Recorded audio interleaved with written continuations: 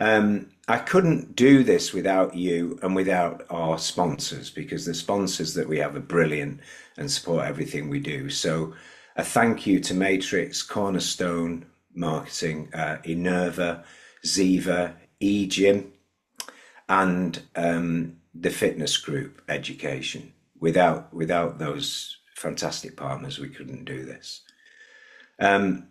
Now, as you all know, our very special guest today, this is a virtual club special, all about leadership and mentoring.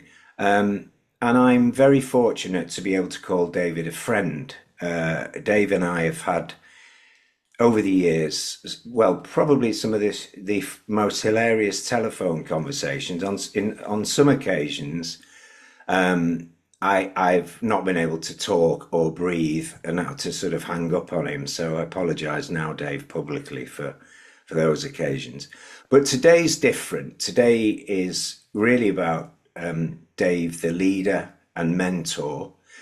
And when I use the term leader, it is bandied around a lot, but I'm sure you would all agree that globally Dave is seen as a passionate leader in our sector. And Stephen Ward actually once said to me that Dave is just a fantastic guy to work for. And I think that's what really, I remembered that, and I was thinking about what would be a nice angle to invite Dave on to talk. And I thought leadership and mentoring would be perfect. So, David Stalker, welcome to the Virtual Club. Super treat. We still haven't started laughing, but we're almost getting going. Let's go. Yeah, well, I'm sure it'll happen. Yeah. So, let me start, Dave. And apologies if some of these questions come at you randomly and you're not expecting them, but I think you'd expect this kind of question. So, when you look at the leaders coming through in our sector now, many of whom you're working with, what behaviours separate, the future leaders? What is it that stands out for you in those individuals? Yeah, it's kind of that endless question of what's the sort of difference between leaders of the future and managers and Yeah, people who will remain as managers. And there's nothing wrong with people remaining as managers. There's different career paths for everybody. But for me, um, as I see sort of next cohort of leaders coming through, um, I think that the difference is that more and more, particularly in our industry, or do I say particularly in our industry? I only say it because it's the only industry I know, um, that and the safari industry. So I'll try and bring that into play. But uh, leaders, for me, focus on the people and managers focus on a task. So particularly in our industry, it's those people, the leaders are the sort of people who are going out there and saying sort of, why are we doing this? Giving others ownership, developing others. I think you know, I think that the aim with all leaders, and I guess when I look at my own career, I guess I'd, as a leader, like to be remembered of sort of leaving people better than they were when they came along, leaving them and they are now leaders in their own right. And I'm remembered as someone who just took them on that call on that journey. The crucial thing being is that if you're developing leaders, actually it's quite easy because they got lots of questions. And secondly, most of the questions I can't answer. So between us, we can look for an answer. Might be the wrong one, but it's the right answer for that people. Um, the other thing I see with leaders, and I use an animal analogy as I once again try and get my Attenborough status up. The man refuses to die, and I refuse to get the job, so I don't get the job. But I think we've all watched the sort of Great Migration on television, and those yeah, wildebeest sort of going nowhere, or seem to be, although they are going somewhere. Um, um, But someone makes the move there. So leaders are people who make the move. They're not absolutely certain that it's right, but they know that it's time to make a move and move things forward. So there's a slight level of risk taker, different from a an entrepreneur or a founder. They're big on that risk taking bit.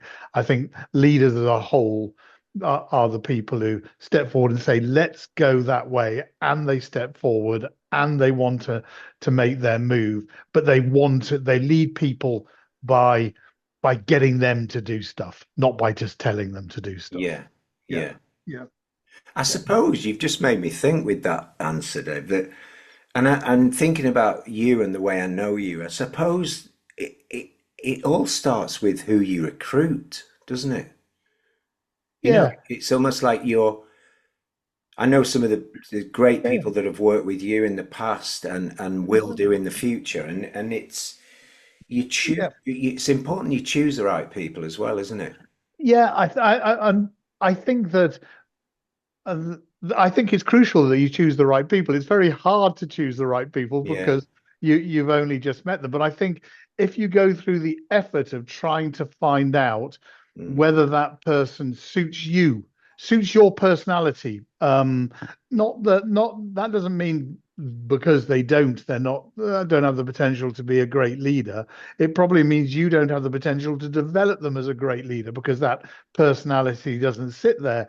Yeah. And if that personality sits there and you bring them onto your team, and this is talking about a team point of view as opposed to from a mentoring point of view, because that then if if you make that commitment, if someone gives up something in order to become part of your team, in order to become a leader, you have made an enormous commitment to that person. Mm. We all say, "Oh, well, you're on board and this is your probation period." I'm not a big fan of probation periods. I guess that almost sounds like I might be voting for the Labour government to, but I'm rest assured it won't be happening. But let's just say, yes, I get a probation period, but if they get to the end of a probation period and we had them down as someone we can develop as a leader and it's not going to happen, we have to take that on the chin because Yeah. we're shaping someone's career. Yeah. We are helping them. So it's not, oh, they're not the right person. It's, oh, why did we let them down? What did Yes. we get Yeah. wrong Yeah. in that task? And we will always do it. We're not always going to get it right. So But let yeah, me sorry to yeah, go interrupt on. you, but so I mentioned earlier Stephen Ward and Stephen, Yeah, saying great things about you, and I remember spending time in both of your company, and you didn't know. Sometimes you challenged each other, didn't you? You would disagree on things, and but he always has said that you were fantastic to work for and to learn from. Um, so, what's your style of leadership, Dave? yeah. Um, it's largely based around humor, which I don't think is necessarily a leadership trait.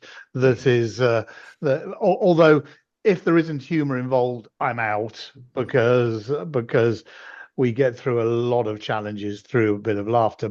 But yeah, there's a danger as we go through this, and I apologize for everybody who files wildlife and conservation boring, that I will end up back in that area. But one thing I learned uh, as a child, you know, that well, we'll take use a lion as an analogy. A lion doesn't roar a lot, but when it roars, it means it.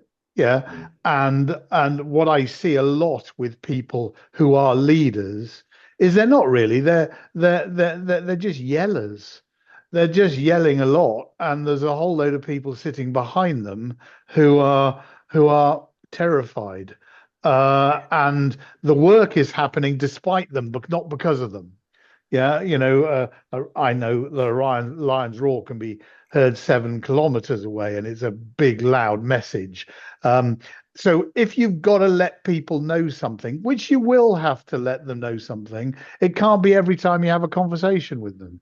It Yeah. can't be a fear. At those moments where you need to be angry, yeah, let it rip and let them know that that is part of it. So for me, it's being controlled at all times and always accepting that leaders of the future. I really, really, really get excited and applaud mistakes. I love mistakes. Mm, um, because people who are making mistakes are learning far more from it.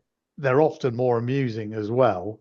mm, And it's not a case of, oh, make the mistake once and that's okay, make it twice and that's not, make it 3 times, and you're out. It's make it 3 times. And which point aren't we learning here? What am I not getting across?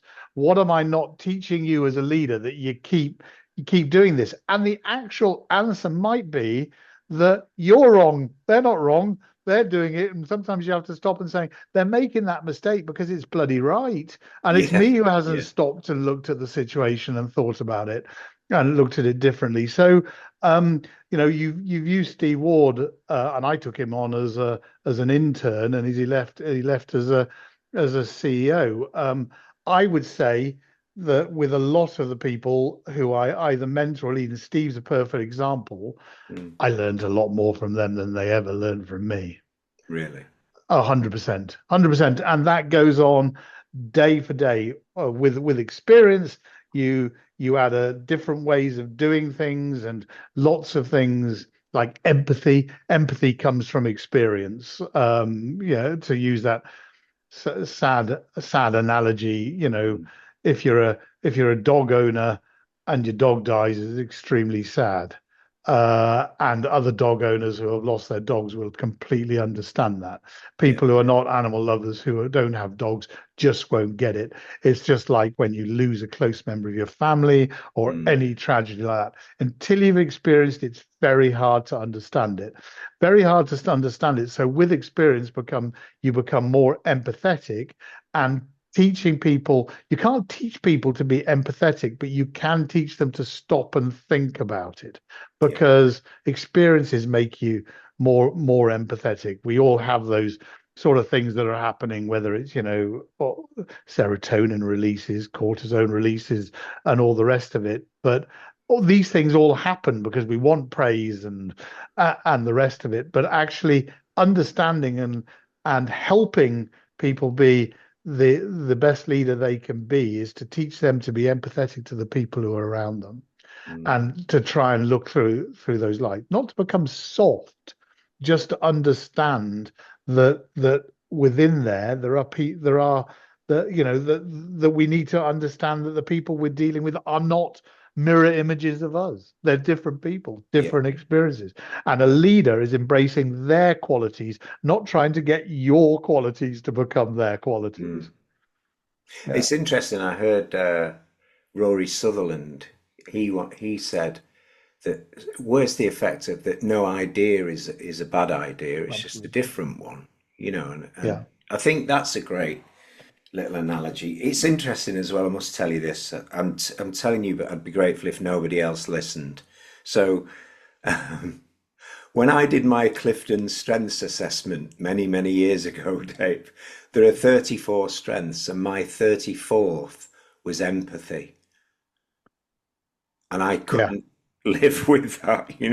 yeah. I I always thought I was quite nice, but Very, yeah, obviously not. Anyway, and just on humour, I must say, I think you'll yeah. like this one. There's a brilliant Chinese proverb, and I think when you think about our industry that we work in and the importance of laughing and all of that. And the proverb says, I'm reading it to you now, if you find it difficult to smile, do not open a shop. So there you go. In other words, don't work with the public. Yeah, Anyway, back to the yeah, serious stuff. You've mentored a lot of people, and it's become apparent that your group of mentees is growing. what does for everybody listening now, what does great mentoring look like? Uh, It's yeah. Firstly, I'm not arrogantly going to sit here and say I'm a great mentor. In fact, I'd start with I'm crap. Yeah. Not that I'm a crap mentor because because um the my style I've just changed it to my style. yeah. Yeah, so I like to think what I am. I do mentoring by having peer groups. Okay. So if you take mentoring kind of as a whole, mentoring is is long term. It's sort of, judgment, perspective, Mm, shaping things, as opposed to, let's say, coaching, which, is short term, it's learning a particular task and so yeah. on. So I I of all the things I've done since I stopped doing executive work, the mentoring is my favorite bit, which hardly goes very well with I'm crap at it. But why I love it is because mentoring is taking individuals with ambition and just seeing what you can do to help shape those skills and make them better at it. Being peer mentoring, which is what I've got now three groups. I know some of the people are on this. I have three groups of mentors out there, and one has six, five, and five on them. Yeah, Yeah. of people. Now, the group of six are all well-known industry people who have, in the course of the last year, have just grown enormously as Mm, part of this mentoring, which sounds arrogant and big-headed, but they've grown because this group have come together and looked at developing each other. That's what I has see. happened. And right at the beginning, when we had our first sessions, and what sort of I would say, and the temptations to name individuals, but I'll avoid that. But you would say to one person in the room. So, what is it that you think people struggle about with your personality? Uh, and and that person might say, well, I really feel that when people don't have my attention in a room or an environment, I'm looking over their shoulder. And then we went around the group, trying to find out if everyone agreed with that. They all knew each other, and everyone went, "Oh no, you never do that. We have your full attention." And it got around to me, and I said, "Absolute bollocks! It's exactly what you do. It's Mm, exactly what you do, and it's fantastic that you recognise it's what you do." So we're there, but you as a group, you as this group of mentors or group need to recognize that this person isn't saying because they want you to tap them on the head and say how nice you are. They're saying it because they recognize boldly an aspect of their character. And now we need to boldly talk about it and bring it through and embrace it and look at it from each of the individuals because you're all probably quite guilty of that. So, so that happens. And then I also think mentoring is when you don't think that you have all the solutions. And I'm lucky yeah. enough now to have a big network of people. You mentioned Steve Ward. Another was a person who heads up mergers and acquisitions at one of the big American banks. And taking the opportunity to get these people to come and speak to people you're mentoring about an aspect of their life. And then taking something, what did they take from that? With Steve, it's a 3 or 4 year plan. He always makes a 4 year plan, and I Yes. know Yeah. I know that group have very much taken that angle. Um, and then you look to develop it. But also, if you're mentoring people, it's also about their careers and where are their careers going. They might own a company and they might just be about how do I develop this company? How do I move it on to the next people? How do I create the leaders? Or they may be in a company and a shareholder of that company, and that's where they're going to be. And but I don't say, yeah, that's great. So you're a shareholder of that company. That's going to be, this is a lifetime commitment. So let's just see, are you doing the right thing? Is this Yeah. where you need to be? And then there are others who are looking for a chance. There's been a couple on who I've mentored who have gone on and are now in new roles and booming through. Hmm. But it wasn't because of me. It was because of the ability to be around a table and ask the difficult questions and have those conversations and listen to what your peers thought and your view, and then be available at any time to chat to people. And there's a couple of those who, if I was billing them hourly for the amount of time, they've taken advantage of that. Yeah, I'd have made a small fortune, but I I love it. I Yeah. love seeing people develop. It's my favorite thing. And Dave, if you in terms of an organization, because I know we've touched on it, but when you were CEO at UK Active, again, it was almost a natural. From what I remember talking to Stephen Wilson, for example, there was a natural mentoring style going on all the time, really, wasn't there? Where Yeah, you were advising people on the next move or on a way to interview somebody or talk to yeah, somebody. yeah, yeah. So how do you if you're giving advice to everyone here today, how do you introduce a mentorship kind of culture into an organization? I think it's it's a mentorship culture is about as open a culture as you can get, Yeah. because you're mentoring people in many cases to leave you. Yeah, because if you get them and they're really good and they improve and they get to where they were, Steve Ward, Steve Wilson, I could name Yeah. endless people. The success um, was the ability to mentor people within your organization with the out.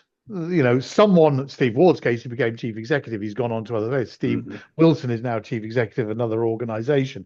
Another guy went on and became chief speechwriter for Ursula von der Leyen. That takes some doing, but that's and they all, and I look at them, and another one went on to become head of public affairs at Boots Yeah. in that area. But I always, I really celebrate the day someone knocks on my door and says, I've got another job, or I'm looking better. Dave, I'm really looking at this opportunity. What do you think? So in order to create a mentoring culture, don't think, um, how do I get the most out of these people for my organization? It's how do I make these people the best person they can possibly be for them? The net Mm. result is you will get the most out of that person for your organization, because they will be grateful forever for the fact that you embraced their skills, helped them develop, gave them responsibility, took them through, drove their mind forward, and celebrated the day they left you because they'd grown their big boy pants or whatever and had seen the opportunity to go to someone else. Some will stay. Some organizations, they will stay and they will be the leaders in your organization. But too many organizations, in my view, are not thinking they're thinking about what is the best thing this person can do for me. And it's the other way around. What's the Mm. best thing I can do for this person? What can I do to make this person really happy, enjoy his work, kick on, take his skills and the rest of it? He's got the job. He or she knows they've got the job. They know they've got the job. So make them happy and make them develop it. And yeah, that's the view. And we as leaders, many leaders, stop too often and say, well, how does that benefit the company? And I just don't come from that mentality at all. And I think either Google or Facebook, insist something like one day a week that people who are in their leader things develop things that have got nothing to do with them at all. Yeah. Nothing to do, which might be the next fantastic thing that they go off and develop. the rest of it. But they're really keen on them. The success is measured by their ability to make people more creative, particularly in the area they work in.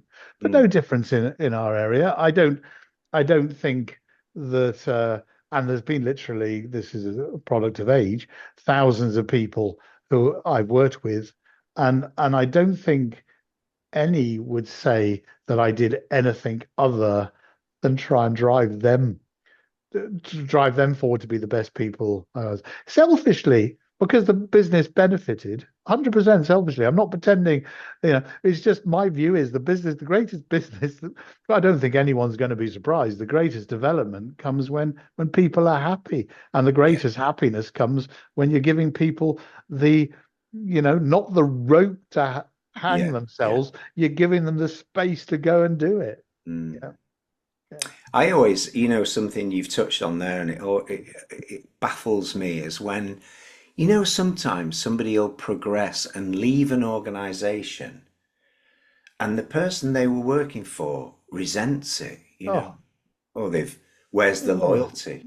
Yeah, yeah, And I yeah, think, yeah, well, it's your fault. It's you yeah, that yeah, yeah, built them and made them better and given them, yeah. the skills or whatever it is to improve and to move on. And I think I hope everybody is proud when somebody within their organization benefits from their mentoring and advice, etc., and progresses and shines in our industry or whichever other industry Yeah. they work in.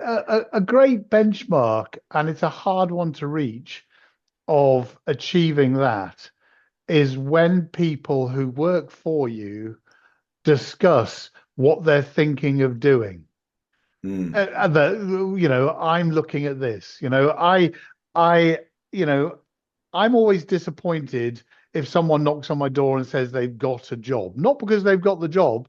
I'm disappointed that they didn't chat to me about it beforehand because yeah. I feel, oh, that's a shame because not because I felt I had that level of trust. And Mm, now during the course of my career, it's gone from a point where no one talked to me about it before, and they shouldn't have done because I'd have gone bloody hell and I'd have done all the things we do when we're early on in our leadership to mm, now, mm, or in the last sort of 10, 12 years of my career, where most people have said, I'm thinking about going for this. Do you think it would suit me? And so on.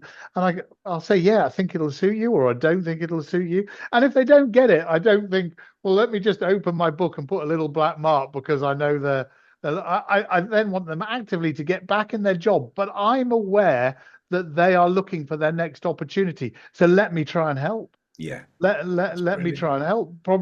You know, probably one of the most connected people in this industry. So Mm, if you're good, surely I'm the person to try and help. I would like to try and help you do that. When someone phones me and says, "Is so and so good?" Because I'm thinking of interviewing them, I don't think, "Oh, they work for me." No, they're rubbish. It would be a lie. I think that's fantastic. Yeah, great. They're absolutely, absolutely brilliant. yeah. And help people develop. Yeah. Yeah. Thank you. Yeah, yeah, If you were now in the shoes of an aspiring leader, if yeah, you and I take ourselves back 30 years, in our industry, and what three habits would you recommend, would you advise, or even to your old, younger self, what three habits do you think it takes to become a great leader? yeah. Yeah. I kind of have 10 things that I think that to be a good leader you should embrace. I'm not going to go through all 10 because you've asked for three. So picking three, I think that I would now put adaptability at the number one Okay. of those things. And when I say adaptability, I'm a big believer that behavior breeds behavior. I was not, Mm, mm, that's not my saying. It's just actually it's one that my father used to say to me, and used to say it in the oddest occasion. If there was a buffalo about to charge, and and I was standing there as a 7-year old terrified, he would then say, behavior breeds behavior. And I'd think, yeah, I'm not entirely sure, Dad, you've got the message here, but I weigh in at yeah, a good 20 kilos, and he's weighing in at 2,500 kilos, and Mm, he's pissed off, and I'm not sure me smiling is going to make a difference. Um, but the truth is that it did. That if you were to be confident and be that so the behavior adjusted. And we yeah, all know that when we face difficult situations, and we see it all the time, you see people being angry, and you think, if they could just put those arms down, this would all go away, yeah, and so on. So I think adaptability is essential. I don't think it's adaptability just because you need to be a chameleon. You don't need to be a chameleon. I just think for people to respond effectively, you need to adapt to the circumstance and the personality of those mhm. people, and as a result, be more empathetic towards them. And I know you scored badly on that, but I would have Oops. too. I think empathy is so tricky because empathy comes with experience. That's just a fact. So Yeah, I bet you if you did it now, it'd be a completely different score there. yeah, But true. we do have the opportunity now to talk to people about empathy and understanding, because people are not stupid, and we all know that, you know, mental stress is huge, and in fact people are more open to those discussions now, but understanding true true empathy. I also think that we need more courageous people. So I would say that courage would be, in this day and age, what I would ask people to have, because What does that look like in our world, Dave? yeah, Courage. I think courage is the ability to believe in yourself. So courage and Mm, confidence come very close together, as two skills that are really important. But we, and I really will do my best not to offend everybody or anybody on this call, mm, but courage and confidence is something that is lacking. It might well be a hangover from COVID. I don't know. But, or it could be a hangover. It could be because of the political climate we live in, or what's happening in Ukraine, or the guy who's running America, or whatever. But we are, once upon a time, certainly in my lifetime, being courageous was important. Being, man or woman, having a belief in yourself and confidence in yourself will make the people around you more confident and more courageous. yeah. Yeah, yeah. If you put your that in World War I, that British officer who put his head over the parapet was Mm, both confident and courageous, and was followed over. And I'm not asking everybody to go shooting over the top so they can be mown down by a machine gun. But if we're not courageous and confident, then how do you possibly drive things forward? And if you're not courageous and confident with your people, yeah, how do they ever respect you fully? Yeah, because you are leaders. Therefore, it is deep within you, and just don't hide from it. And I think people hide from it because there's this great big danger of saying the wrong thing. yeah, I do. Yeah, Sorry, but yeah, that's the first thing that came into my mind when you yeah, mentioned the fact that yeah, it doesn't happen as much these days. I think there really is a fear of offending somebody, isn't there? yeah. If you're too whether too confident, you come across perhaps as a little bit assertive, or I do think that plays a role in modern day thinking. 100% it does, and the sooner it comes to an end, the better. Yeah. Um, you know, I'm I'm not a union kind of guy, and have never been a member of a union, but I have joined the Free Speech Union. I cannot believe that this world has come to a point where I'm nervous about what I'm going to say, or I have to join something because because never, ever, ever is it my intention to offend or upset, but Mm. it is my intention to drive and help and be courageous and confident. Yeah. So yeah, and I think a lot of people think, oh, I just can't say that. That could be misinterpreted like that. And I don't have the solution, but I know we need to move past it. I know that if you want, there's an African proverb, which is a single bracelet uh, does not jingle. Yeah.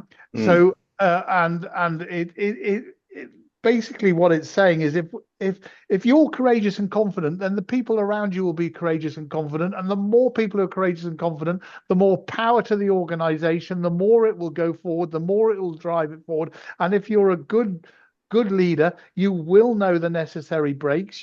People will let you know from your team, and so all those bracelets are jingling, and that noise is happening, and and the net result is a positive feeling. From courage and confidence comes positivity, and I worry that we don't get enough of that. That's the yeah. Yeah. Do you feel, Dave, that perhaps there aren't shining stars at the moment I mean, everybody that's here today will Yeah, know of yeah, somebody in their organization that yeah. is a shining star, but the perhaps that lack of confidence in putting it above the industry parapet is stopping people. Yeah, well, I guess that when you talked about three things or three Mm. possible things, taking into account that, um, I agree that, and so I would pick as a third one, um, embracing awkwardness. Yeah. Yeah. I really would, because there are lots of people out there who are just unsure. We've all heard about imposter syndrome, and we Yeah. all suffered from it in our Yeah. lives and get it and still do, Yeah. no difference. But with this lack of confidence, I think that if we embrace our own awkwardness, that might be from body confidence or being true about yourself, then Mm. people around you won't be so nervous about their own lack of their own lack of confidence and things Yeah. like that. So Yeah. I yeah, you know that I will take the piss out of myself endlessly. Mm. Um, and that's not because I don't believe it. It's because I do believe it, because I'm quite Yeah. willing to embrace my own awkwardness. And I hope that in people recognizing that, whether my hands being over gesturing or oh God, so many things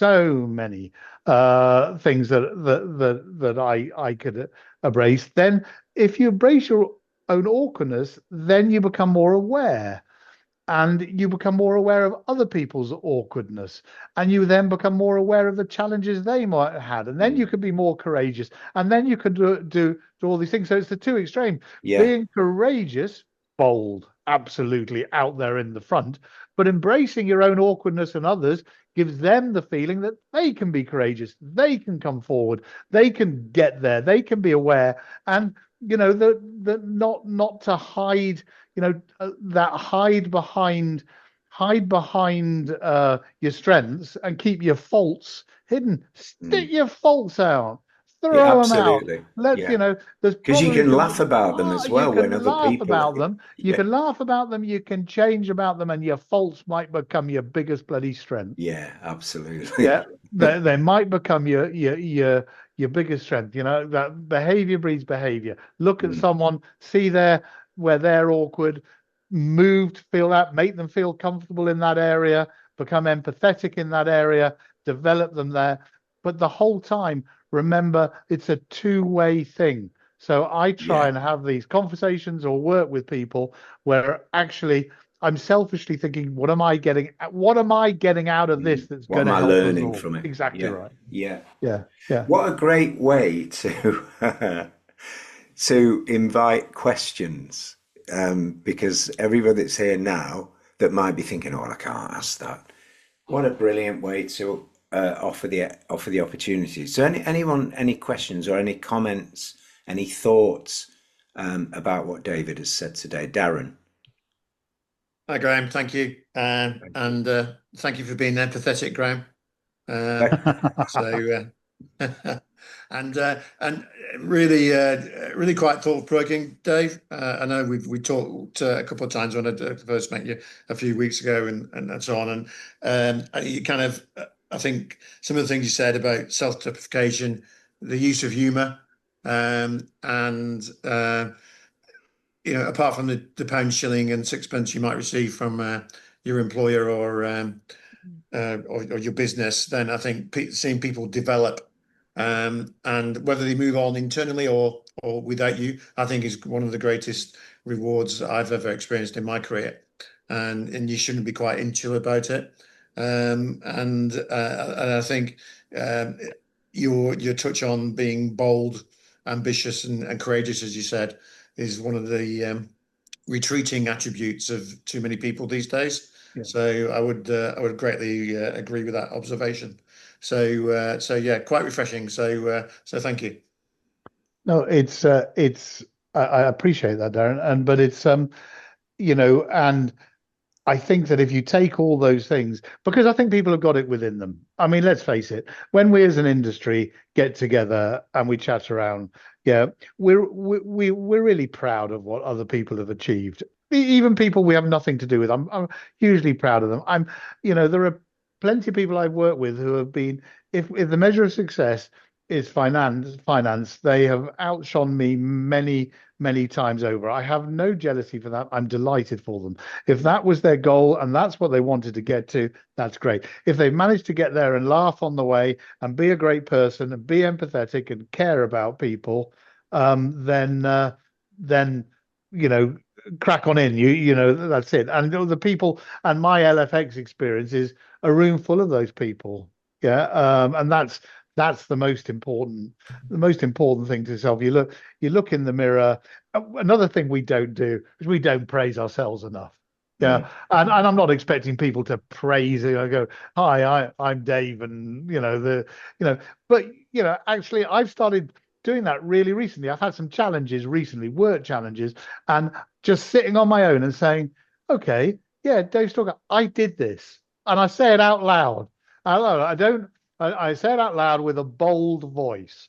There's no audience. There's no one to applaud me. There's no one to embarrass me, and I don't have to feel big-headed.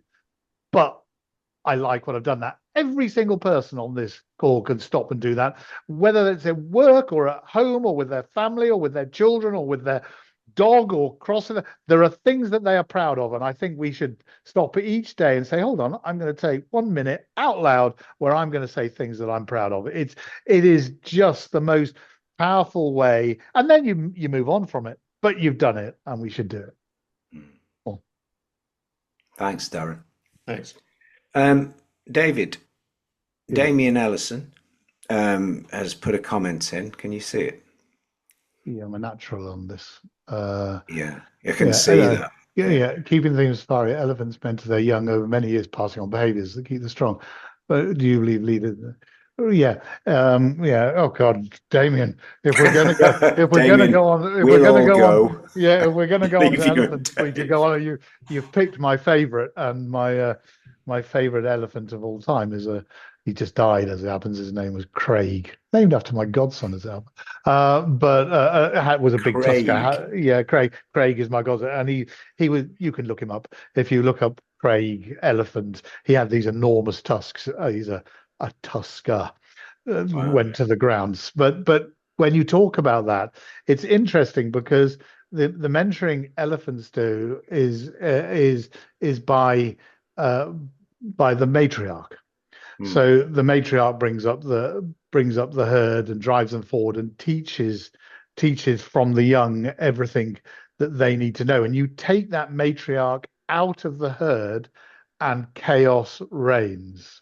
because everything has to be taught and learned. The route to water, the route to crops, how to avoid the poach, everything. And that is delivered to such a level now that if you see a herd of elephants, they have learned that what man we're after is their tusks. And those elephants that have tusks, and you don't get elephants with big as tusks as they used to, will turn away from the camera. And they have learned that, and now that is part of what they tell. But to go to your point, Wow. leisure should prioritize develop resistant future leaders. I think that we all live in a world where we've all got this big AI thing hanging over our heads. So if you look at what's going to happen, every job will be replaced by this, that, and the other, and so on. So I think we have to remember, as we were developing resilient future leaders, that we have to accept that these future leaders have a very big perceived threat hanging over what they're planning to do in the world of AI. Yeah. Then I would say, for future leaders in our industry and the people on this call who could repeat my words, there are 4 key environments that future leaders need to develop within that team. And understanding that we're moving this industry from fitness to health, absolutely, and you need to embed that with all your team. That improving our skill set, because we are about community and community deliverers. So the mentoring behaviors, believe in leaders. Are your future leaders embedded in your community? Do they feel by the community? Do they care more about what is happening with your members, users, the larger group? Or are they care more about themselves, in which case they're in the wrong industry? We need people who care about the community, want to move into health, that they understand that the success of this industry is going to be about driving statistics, facts, and numbers, and not be selfish about that. We need to be able to gather those numbers and see the difference we are making to UK PLC and shout that from the houses. But more than anything, the future leaders who will make a difference will be those people. I go right back to what I was saying, who courageously drive the team forward, um,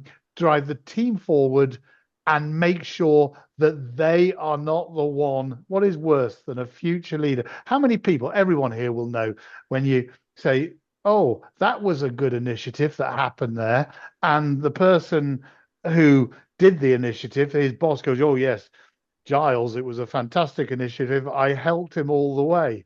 Bollocks! I don't give a fuck whether. Oh, sorry, about whether you helped Giles. It was Giles' initiative. You're a great leader.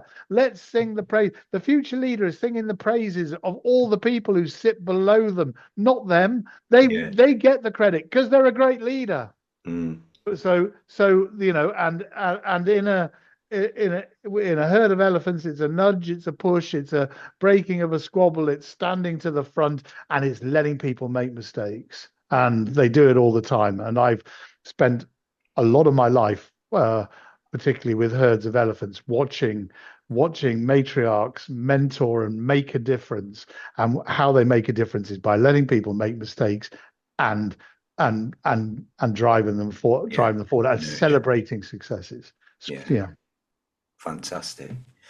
I'm going to ask you, David, to recommend a good book for aspiring leaders. So Yeah. I laugh because sometimes you tell me books I should read because you got this theory that I'm some kind of hard left socialist, which I'm Yeah. No. so It's been my life ambition to get you to read the Gulag Archipelagos, that's the one. but I don't think I'll ever crack you. But in this scenario, in terms of looking at leaders, I always forget how to pronounce his surname. Simon Sinek. He's done a Yeah, lot. yeah, Yeah, yeah. he has a book called Leaders Eat Last. Hmm. and he has a podcast to that effect. It's not complicated, and a lot of it is army based. I find it an interesting.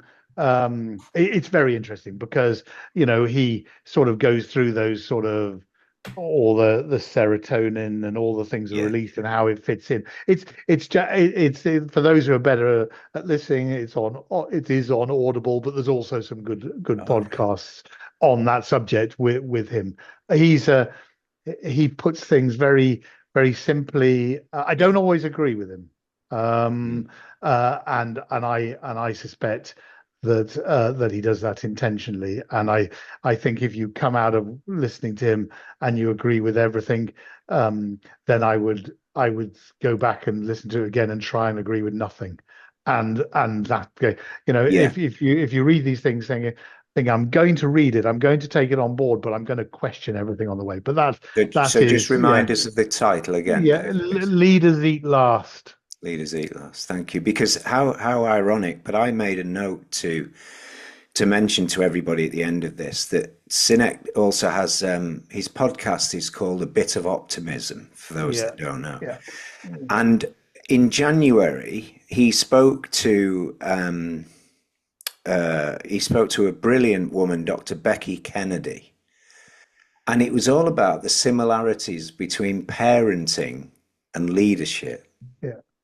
And honestly, I would recommend everybody that's here to have a listen to that. So it's his Simon Sinek's A Bit of Optimism podcast, and on the 13th of January, his episode he spoke to Dr. Becky Kennedy. It's only about 40 minutes, Yeah. but I am totally with you, Dave. I think some things, and I think it's great. It's the same in all leadership. There's bits you might not agree with, but if you're able to be honest about that, then that's fantastic. But it's really good. It's really interesting, and it does make you laugh along the way with the I, things that she explains. I see it. I know we got to go, but there's a question there.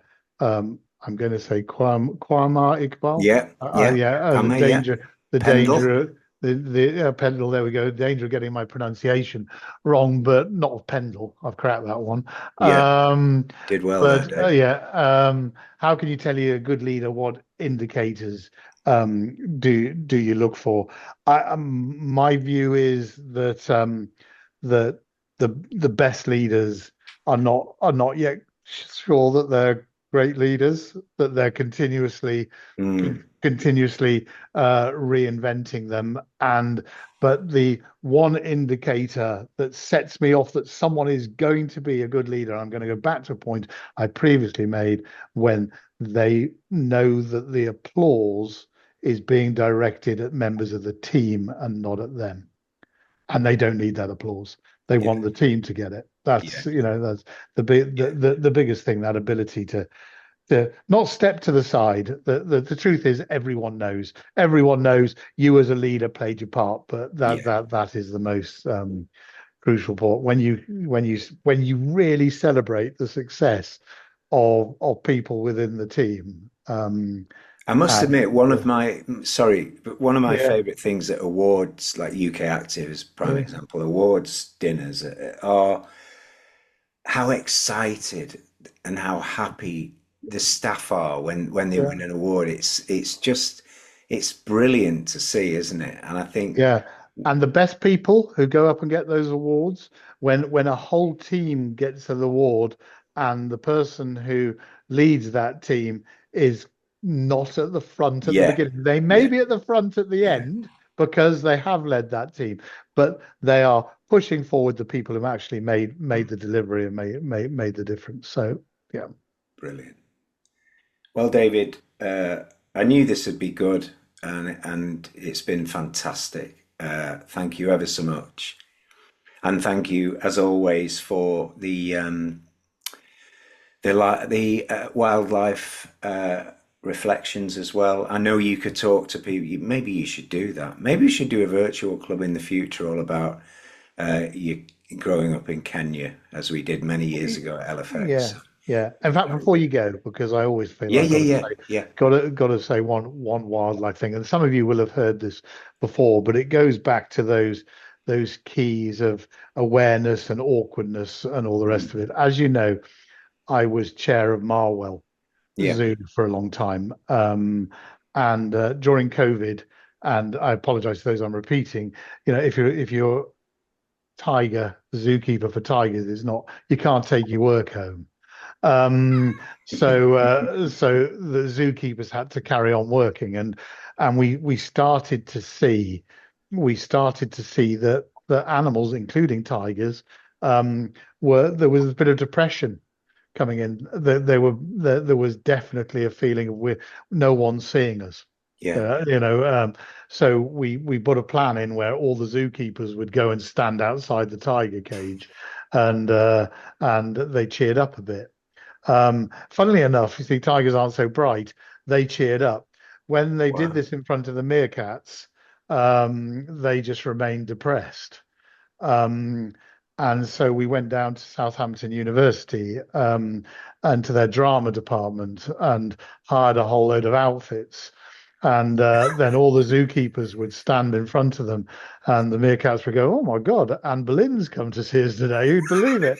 And they all cheered up massively. Oh, blimey, all this thing. But that's straight from the point. But here was an animal with such awareness that it saw straight through the plan beforehand. But by being adaptable, and by having behavior breeds behavior, and realizing that we needed to go deeper to make a difference to those people, to those animals, we fooled them, but we made them happy, and that was the aim during Wow. that time. So you didn't have to be courageous. No one had to get in the cage with the tiger to cheer them up.